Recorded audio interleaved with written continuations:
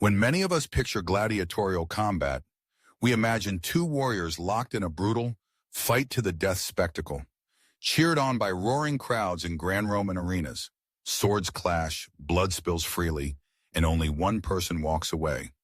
But the truth behind the legendary gladiators is far more complex and far less deadly than those cinematic images suggest. In reality, gladiators were valuable, highly trained athletes, not mere expendable entertainment. Much like prize competitors in today's sports, these men, and occasionally women, represented significant investments for their owners. Training a gladiator was an expensive and lengthy process. In fact, most were not slaves forced to fight, but volunteers attracted to fame, prize money, and the opportunity for a better life. Some were even prisoners or criminals, but once inside the ludus or gladiator school, their worth increased with every lesson and every bout. Because of this value, no owner wanted to see their gladiators cut down in every match.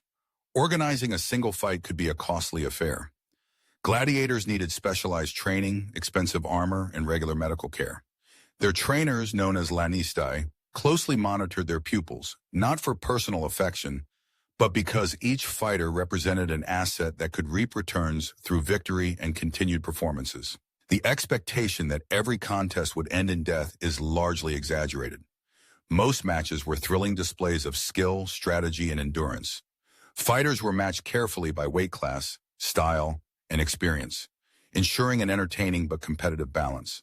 The battles were intense, and injuries were common, sometimes severe, but referees and officials were present to uphold the rules and stop a match when needed.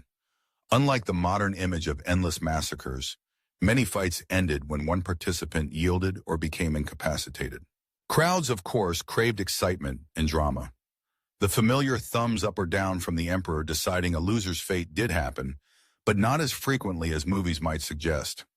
The famous gesture was more nuanced, and public executions were typically reserved for the worst criminals or naval battles staged as deadly set pieces, not for professional gladiator matches.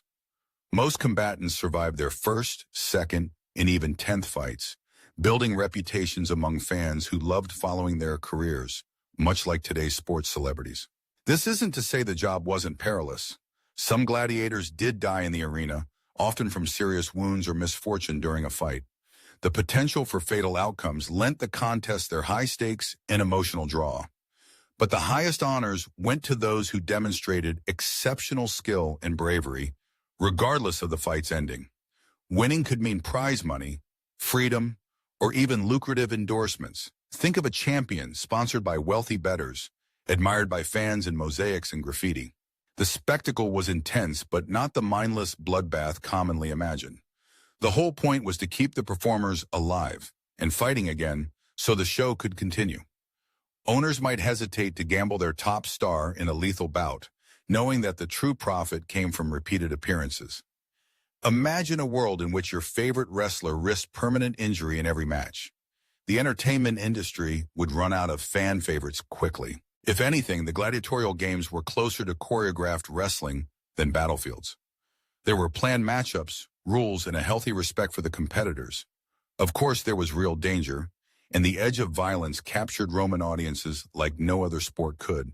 But in a society obsessed with order, spectacle, and mastery, the death of every fighter would have been wasteful, tragic, and worst of all, bad for business. Today, the legacy of the gladiators lives on, romanticized and replayed in modern sports, film, and popular culture. The truth is, these ancient warriors were icons before their time, admired not just for the blood they spilled, but for their skill, resilience, and spectacular ability to put on a show again and again.